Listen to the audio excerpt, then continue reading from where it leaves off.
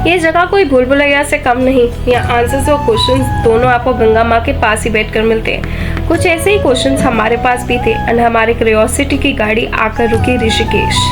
इस जगह की हवा में ही स्पिरिचुअल वाइब्रेशंस फील होती हैं और कैसे ना हो, after all it is the yoga capital of the world. हमने बात करी है 3 गेस्ट से, वो लिव है, ईट है एंड टीच है। मेरी टीम की तरह से I request all my beautiful viewers to watch all the 3 episodes because each and every episode is absolutely insightful, knowledgeable and perfect for those who are seeking some spiritual guidance. And I can assure you, आप जिस भी situation और phase of life में हैं, these 3 episodes will help you and give you some answers you're already looking for. Thank you so much for watching and I hope you enjoy all the 3 episodes.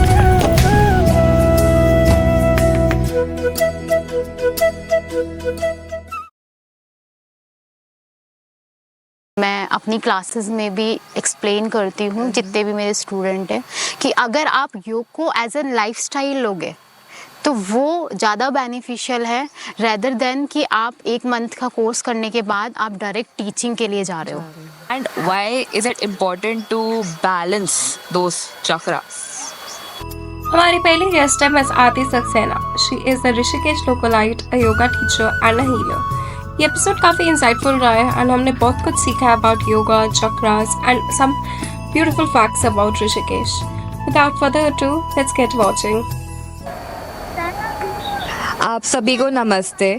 हम लोग miss आरती के साथ में हैं। नमस्ते। She is a yoga teacher and मेरे थोड़े बहुत सवाल है, थोड़े स्पिरिचुअलिटी, योगा, इन सब चीज़ों को लेकर के।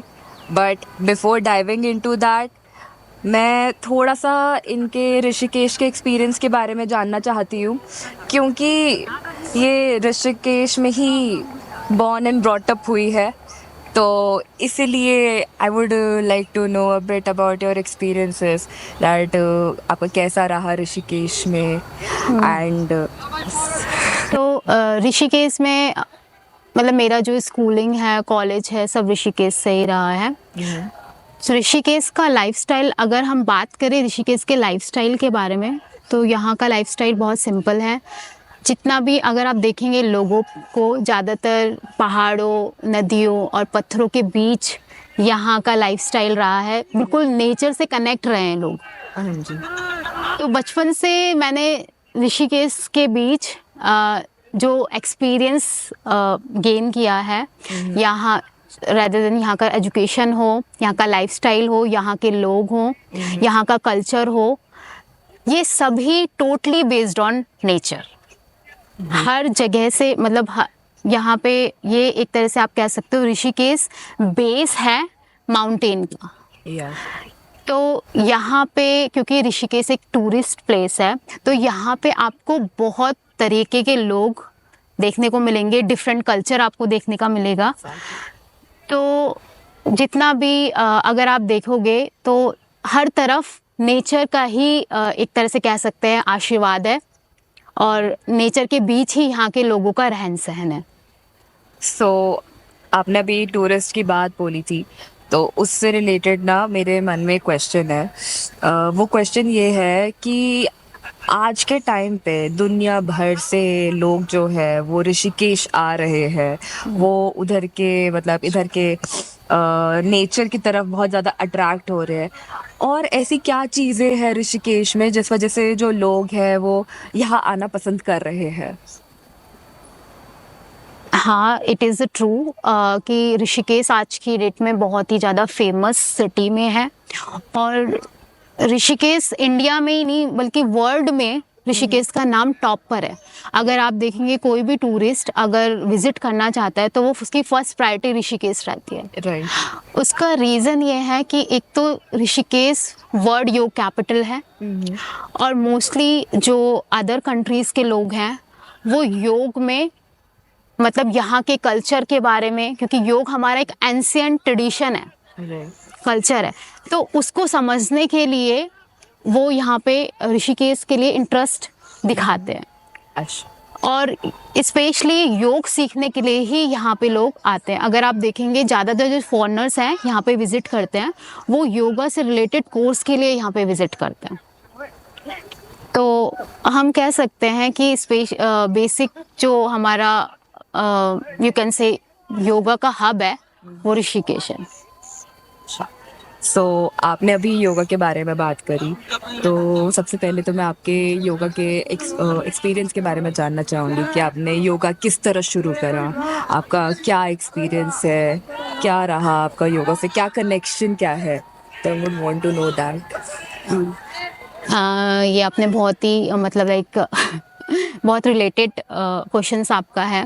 एक्चुअली अगर आप, मैं ही नहीं, यहाँ के जितने भी नेटिव लोग हैं जो यहाँ के लोकल्स हैं, अगर आप उनके लाइफस्टाइल के बारे में जानेंगे तो योग एक तरह से हमारा लाइफस्टाइल ही रहा है पुराने टाइम से।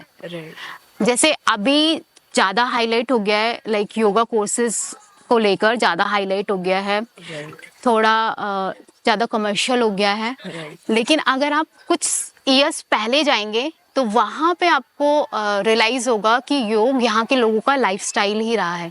और पुराने टाइम में भी अगर आप स्क्रिप्चर में मतलब आप रीड करते हैं, स्टडी करते हैं स्क्रिप्चर को, तो उसमें भी मेंशन है ये जो प्लेस है स्पेसिफिक योग के लिए बहुत ही ज़्यादा मतलब अच्छा रहा है। और यहाँ पे लोगों ने, जो ऋषि मुनि थे, उन्होंने प्रैक्टिस करी है, तो उसकी जो वाइब है वो अभी तक यहाँ पे हम महसूस कर सकते हैं। जैसे अभी हम लोग बैठे हैं गंगा के किनारे, तो आप यहाँ पे वो वाइब्स फील कर सकते हैं, क्योंकि ये एक तपोभूमि रही है पुराने टाइम की। समझ रहे। तो मुझे स्पेसिफिकली जो क्वेश्चन है वो हठ योग को लेकर के है।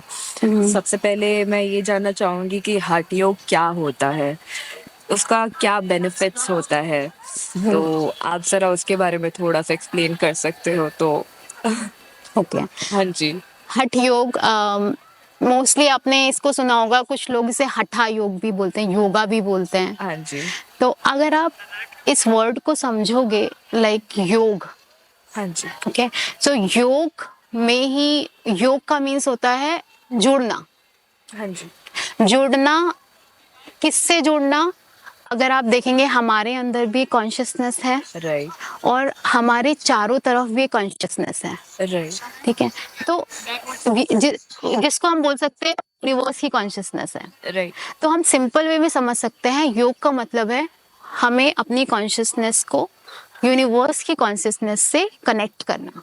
That is the meaning of योग। हाँ जी। अब योग में आप बहुत सारे लाइक स्टाइल आप सुनेंगे, लाइक हठ योग हो गया, अष्टांगा योग हो गया, विन्यासा हो गया, यिन योगा हो गया, विक्रम हॉट योगा हो गया। तो these all are the kind of yog, but these are the different form of yog, multiple styles है। तो आप बात करें हठ योग की, हठ योग एक बहुत ही एंशिएंट प्रैक्टिस है जो कि स्पेशली हमारे एनर्जी चैनल्स को बैलेंस करने के लिए पुराने टाइम से हमारे ऋषि मुनि करते थे। तो जब भी आप ये कह सकते हैं कि हमारे जो एनर्जी चैनल्स है, ईडा है, पिंगला है, इनको बैलेंस करने के लिए हम हठ योग की प्रैक्टिस करते हैं। अब आपके माइंड में एक क्वेश्चन आ रहा होगा कि ईडा पिंगला ये थोड़ा टेक्निकल वर्ड हो गया है। ओके, अभी इसी क्वेश्चन में ही आ रही थी। ओके, सो यही मुझे पूछना था, ये ईडा क्या होता है, क्या है? Ida Pingala actually these are known as nadi, and nadi are subtle energy channels, right. Okay. हमारी जो बॉडी है, आप देखेंगे, अगर हम अपनी बॉडी को देखें तो हमारी एक फिजिकल बॉडी है, फिर उसके बाद हमारी एक प्राणिक बॉडी है, राइट, ओके, जिसको हम एनर्जिक लेवल भी बोलते हैं, राइट। हमारी इंटेलेक्चुअल बॉडी है, हमारी इमोशनल बॉडी है, राइट, एंड देन हमारी सोल है। तो जो हमारी एनर्जिक लेयर है उसमें स्मॉल एनर्जी चैनल्स होते हैं, राइट, जिससे एनर्जी एक पॉइंट से दूसरे पॉइंट में क्या करती है, पास करती है।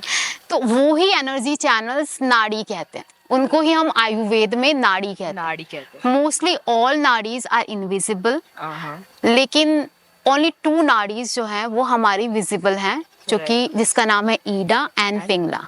सो Ida is your left nostrils and Pingla is your right nostrils. So when we regular practice of Hatha Yoga, we balanced are Ida and Pingla. So that is this. मेरे मन में एक और सवाल है, जो हठ योग होता है वो I think generally women practice करती है, क्या ये सबके लिए ही होता है या फिर ये स्पेसिफिकली वुमेन के लिए ही होता है? नहीं, स्पेसिफिकली वुमेन्स के लिए तो नहीं है. अच्छा एक्चुअली हठ योग सबके लिए है. अच्छा चाहे आप बहुत ही यंग एज के हैं, आप एल्डर हैं, आप वुमेन हैं, आप मैन हैं, डजंट मैटर. ओके सबके लिए हठ योग है. Okay yes, we can also like recommend womens को स्पेशली योग करना चाहिए, क्योंकि अगर आप देखेंगे अपने आसपास जो हमारी सोसाइटी है, तो सोसाइटी में मोस्टली जो रोल है वुमेन का वो 24 आवर की जॉब है. Very true. भले ही वो हाउस होल्ड है, लोग उनके काम को कंसिडर नहीं करते हैं, लेकिन अगर आप रिस्पॉन्सिबिलिटीज वाइज देखेंगे तो सबसे ज़्यादा उनका मतलब पे भी हम लोग नहीं डिसाइड कर सकते हैं. राइट वो इतने मतलब सेल्फलेस होके काम करते हैं, डेडिकेट होके काम करते हैं. तो मुझे ऐसा लगता है कि स्पेशली हमको उनको योगा की और मोटिवेट करने की ज़रूरत इसलिए है क्योंकि जो हमारा बैकबोन है राइट इंडियन फैमिलीज का, राइट वो हमारी वुमेन है. Right very true. तो अगर वो ही अपनी हेल्थ का ध्यान नहीं रखेंगी तो फिर उनका पूरा फैमिली इम्बैलेंस्ड हो जाएगा. तो अगर वो अपने हेल्थ के लिए मतलब थोड़ा सा भी ध्यान देते हैं तो आप वो अपनी फैमिली को बहुत अच्छे तरीके से टेक केयर कर सकते हैं. तो यही मतलब एक पर्टिकुलर रीज़न है कि हम लोग मोटिवेट करते हैं कि हठ योग, क्योंकि इसमें किसी भी टाइप का लाइक कुछ ज़्यादा स्ट्रेंथ नहीं है, जिम नहीं जाना है आपको. आप घर पे ही अब तो इंटरनेट की फैसिलिटीज़ है, तो उसके थ्रू आप स्टार्ट कर सकते हैं घर पे ही वीडियो लगा के. भले ही आप 20 मिनट्स निकालिए, लेकिन निकालिए. That's amazing. तो अभी आपने जो फर्स्ट ऑफ ऑल मुझे ये जानना है कि चक्रास क्या होते हैं, कितने प्रकार के चक्रास होते हैं, and why is it important to balance those chakras, and how can we do that? Okay, पहले तो मैं आपका मतलब like I am appreciating you कि आपने द वर्ड यूज़ किया बैलेंस्ड, या कि चक्र को कैसे बैलेंस करें. राइट मोस्टली अगर आप प्यूपिल्स को देखोगे, लोग यहाँ पे कैसे चक्र को एक्टिवेट करें राइट ये वर्ड यूज़ करते हैं. राइट ओके, तो लाइक जो भी हमने अभी तक स्टडी किया है, उस स्टडी में ये कंक्लूजन है कि हमारे जो चक्रास हैं वो बाय बर्थ एक्टिव है.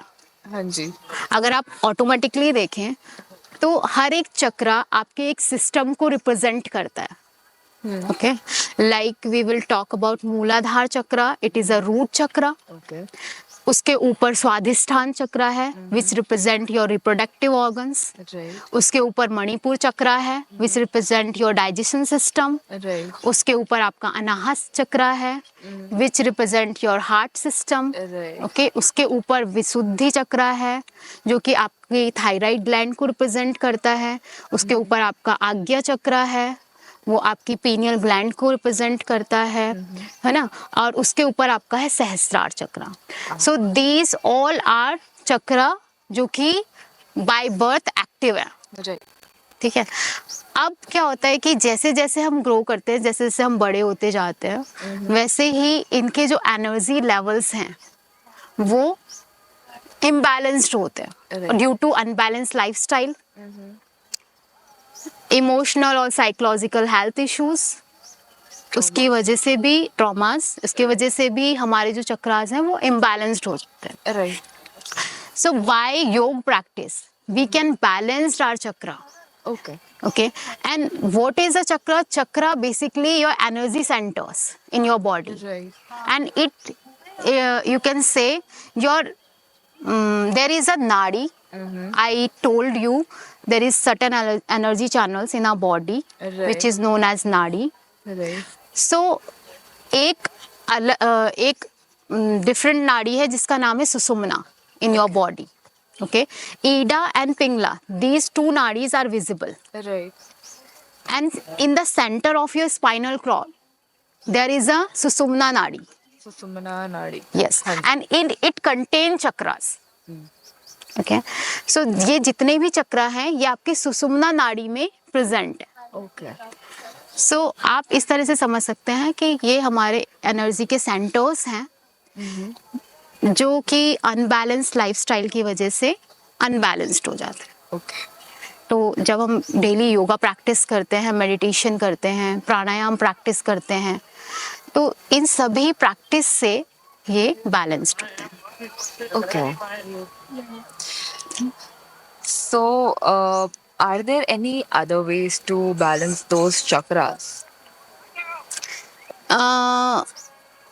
Mostly we will use physical activities. Right. Okay, योग में अगर हम योग में बात करें तो योग में हम आसन की प्रैक्टिस करते हैं, Right. प्राणायाम करते हैं, मेडिटेशन करते हैं. Right. तो इसके अपार्ट फ्रॉम दिस, अगर आप एक डांसर हैं Right. और आप फिजिकल एक्टिविटीज कर रहे हैं तो उससे भी आपका मोस्टली लेवल्स बैलेंस्ड होता है बॉडी का.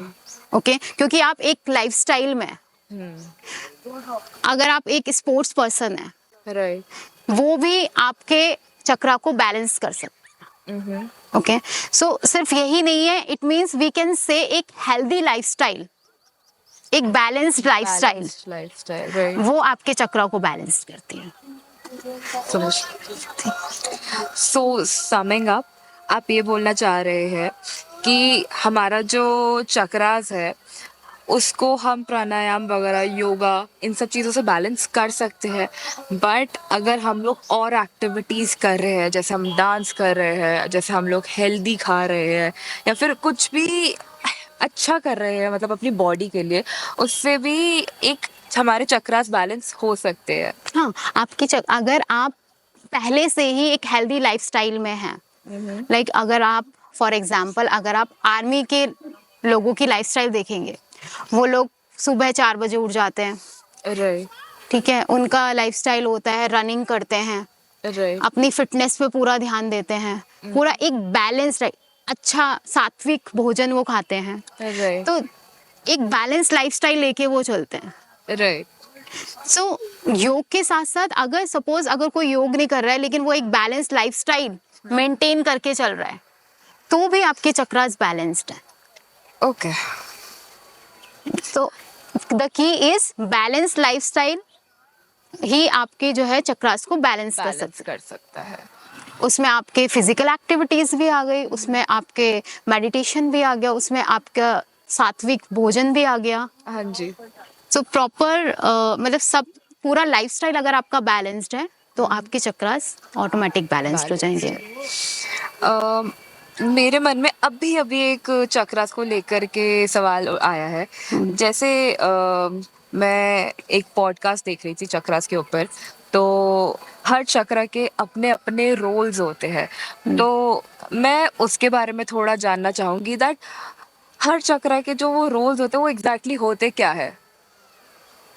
अच्छा, हर चक्रास के as I told you, like हर चक्रा किसी बॉडी में हर एक सिस्टम को रिप्रेजेंट करता है. ठीक है, जैसे मैं बात करती हूँ रूट चक्रा की, Right. This is a base चक्रा.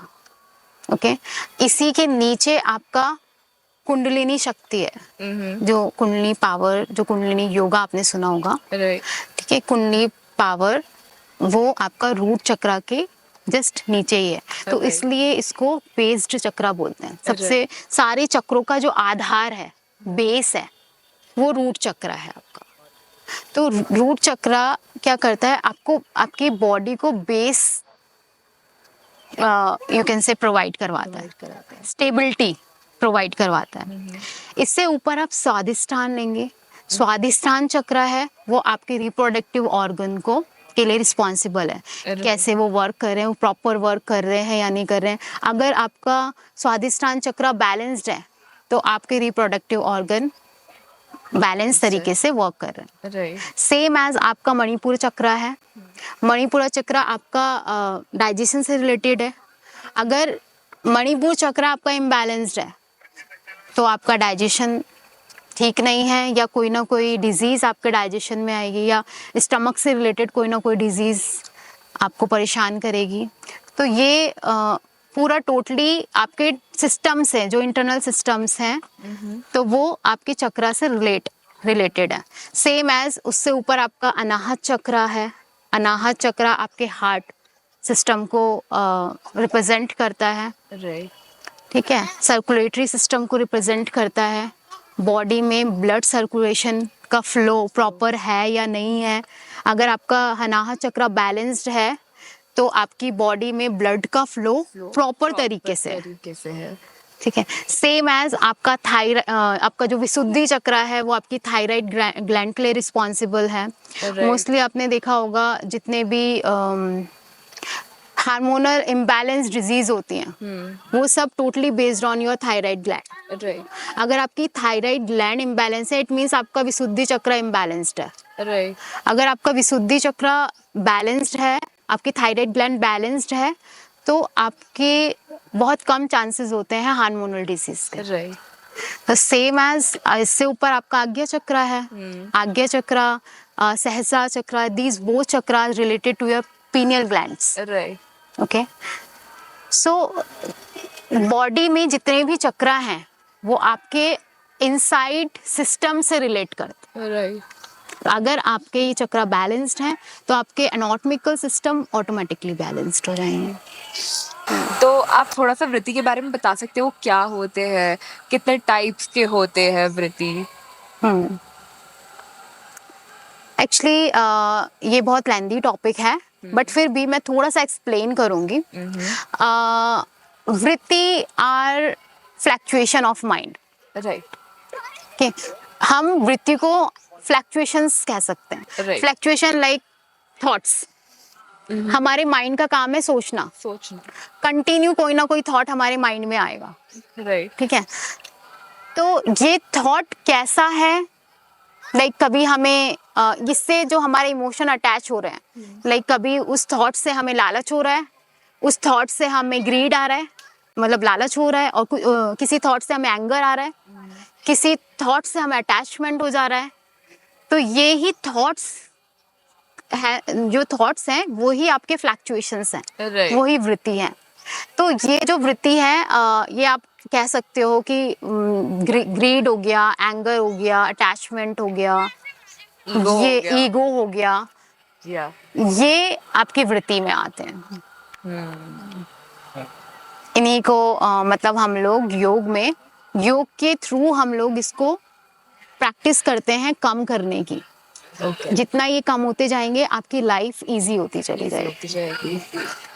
सो आपका ये कहना है कि हमारी लाइफ में ढेर सारी जो भी ये वृत्ति वगैरह है, अगर हम अपने आप को उन वृत्तियों से कहीं ना कहीं डिटैच कर दे, उनसे अलग कर दे, ईगो से अलग कर दे, एंगर से अलग कर दे, अटैचमेंट से अलग कर दे, ग्रीड से अलग कर दे, तो फिर अपने आप ही वृत्ति चली जाएगी। एंड आई थिंक एनवी भी उसमें से एक वृत्ति में आएगा फिर। तो देखो मैं बिल्कुल अलग करने की बात नहीं कर रही हूँ, क्योंकि क्या है कि हम ह्यूमन हैं। हाँ जी। और human totally based on emotions भी हमारा एक प्रॉपर्टी है, ह्यूमन की प्रॉपर्टी है। राइट। लेकिन हम इसको लेस कर सकते हैं, पूरी तरह से खत्म नहीं कर सकते।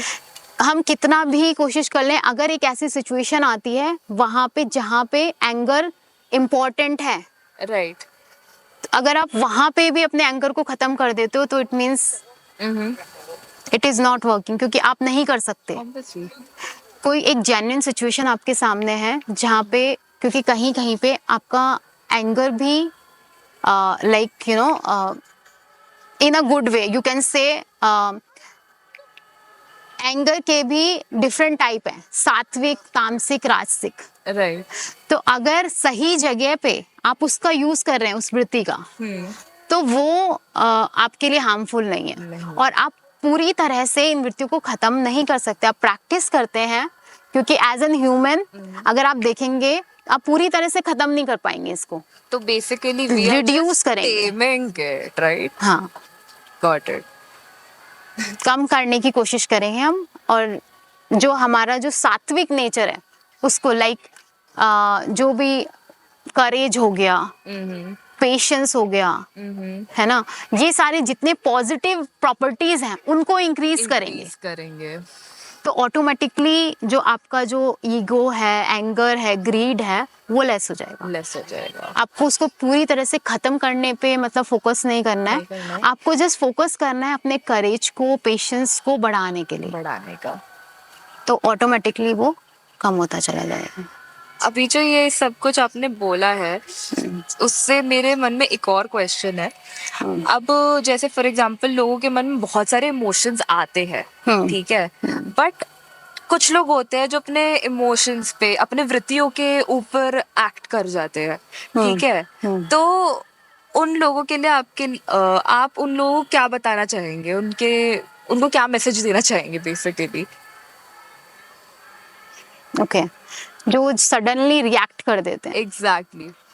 मैं उनको यही एक चीज रिकमेंड करूंगी कि आप बस 1 सेकंड रुको और जस्ट अपने जो भी आपके माइंड में थॉट चल रहा है, एक बार उसको रिव्यू करो कि क्या आपका माइंड क्या सोच रहा है, Right. और इसके क्या इम्पैक्ट हो सकते हैं। राइट। जैसे ही आप इम्पैक्ट पे जाएंगे, तो वैसे ही जैसे ही आपका ध्यान उस थॉट पर जाएगा, ऑटोमेटिकली आपको समझ में आ जाएगा कि ये आपके लिए सही है या गलत है। राइट। क्योंकि रिएक्ट करने से पहले एटलीस्ट आपको 1 टाइम थिंक करना है। राइट।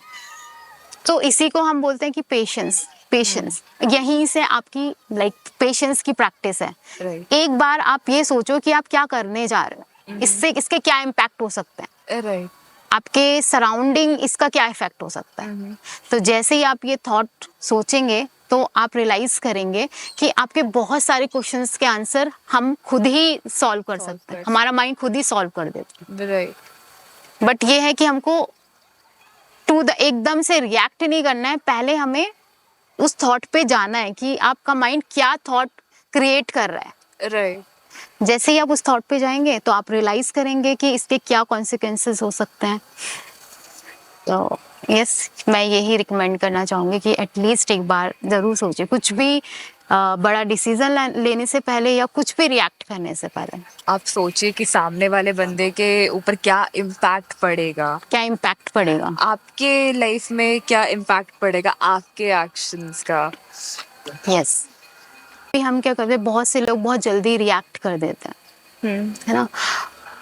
तो क्या होता है कि जैसे ही अगर आप बिना सोचे समझे रिएक्ट करेंगे, तो वो लोग क्या करते हैं, वो सिर्फ सेल्फिशली बिहेव करते हैं। उनको लगा कि इससे मुझे गुस्सा आया तो मुझे रिएक्ट करना चाहिए, Right. तो उन्होंने रिएक्ट कर दिया, क्योंकि वो सिर्फ अपने बारे में सोच रहे हैं। लेकिन जब आप उस थॉट पे जाएंगे और आप दूसरों के बारे में सोचेंगे कि दूसरों पे इसका क्या इम्पैक्ट पड़ेगा, तो आप ज़्यादा अच्छी तरीके से रियलाइज कर पाएंगे और ज़्यादा अच्छा आप पॉजिटिव सॉल्यूशन निकाल पाएंगे खुद के लिए। द पर्पज इज लाइक, जब भी आपको कोई ऐसा पिन पॉइंट आपके माइंड में आए, कोई ऐसा थॉट आपके माइंड में आए कि आपको लगे कि अब लाइक इम्बैलेंस्ड हो गया है, तो उसी टाइम आप ये सोचो कि इसका दूसरों पे क्या असर पड़ सकता है। एग्जैक्टली। जो इमोशन उस टाइम जनरेट हो रहा है, उस इमोशन का दूसरों के ऊपर क्या जनरेट पड़ेगा, क्या इम्पैक्ट पड़ेगा। जैसे ही आप ये सोचोगे और आपके सामने 4-5 ऑप्शंस आपका माइंड आपको क्रिएट करके दे देगा, तो उसी टाइम आप समझ जाएंगे कि आपको ये रिएक्ट करना है या नहीं करना है। क्योंकि अगर आप सिर्फ अपने बारे में सोचेंगे, तो डेफिनेटली आप वो चीज करेंगे। और वो एक मतलब कभी कभी कुछ चीजें सही हो जाती हैं, लेकिन कभी कहीं पर गलत भी हो जाती हैं। मैंने ये चीज नोटिस करी है कि अगर आप अपने इमोशंस पे रिएक्ट कर जाते हो, मोस्टली आपके जो डिसीजंस होते हैं वो गलत ही होते हैं। Exactly. तो do you agree with that? Yes, mostly, क्योंकि उस टाइम हम सिर्फ अपने बारे में सोचते हैं, हम सिर्फ लाइक आउटर साइड देखते हैं। राइट। लाइक सपोज आपको किसी की बात पे गुस्सा आया, आपने रिएक्ट कर दिया, राइट। ठीक है, आपने उसको मतलब कुछ भी, कोई टाइम से नहीं आया सपोज, ओके, कोई आपका एम्प्लॉय है, वो टाइम से नहीं आया, राइट। आपने बिना सोचे समझे उस पे अपना पूरा गुस्सा निकाल दिया, ठीक है। अब 5 मिनट बाद आपको पता चलता है कि उसकी सिचुएशन ऐसी थी कि उसका कोई एक्सीडेंट हो गया या कुछ ऐसा हो गया, उसके पीछे कुछ ऐसा बड़ा रीज़न था। सडनली आपके सामने वो प्रेजेंट होता है, तो आपको वो जो रिग्रेट वाली फीलिंग होगी, तो उस टाइम आपको रियलाइज होगा कि what is the result of sudden reaction. Right. बिना सोचे समझे, बिना किसी की सिचुएशन को समझे रिएक्ट करना कितना हार्मफुल हो सकता है, हाँ वो होता है, हार्मफुल होता है। हाँ जी। तो यही एक एग्जाम्पल हम लोग सीख सकते हैं इससे। हाँ जी। आरती जी, आपसे बात करके बहुत ही ज़्यादा अच्छा लगा। Thank you. एंड और भी मेरे मन में ढेर सारे सवाल है, तो डेफिनेटली बाद में आपसे वो सवाल पूछेंगे, हम ज़रूर हम लोग कनेक्ट करेंगे। बट मैं चाहती हूँ कि ये जो पूरा का पूरा हमारा पॉडकास्ट है, हम एक अच्छे नोट पे एंड करें। तो आप एक हमारे जो वो है, हमारे जितने भी दोस्त हैं, जितने भी हमारे व्यूअर्स हैं, आप उनके लिए कोई एक अच्छा सा श्लोक बता सकते हैं तो अच्छा लगेगा। ठीक है, जितने भी लोग सब इस वीडियो के माध्यम से जो भी देख रहे हैं, उन सबके लिए उन सबके लिए हम लोग एक शांति श्लोक बोलते हैं। तो स्टार्ट करते हैं। ओम पूर्णमदा पूर्णमिदं पूर्णमुदच्यते पूर्णस्य पूर्णमादाय पूर्णमेवावशिष्यते।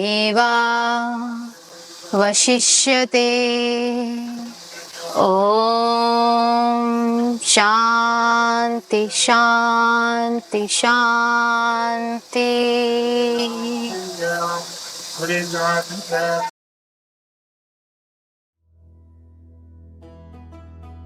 At one, you have one like a shisha bar and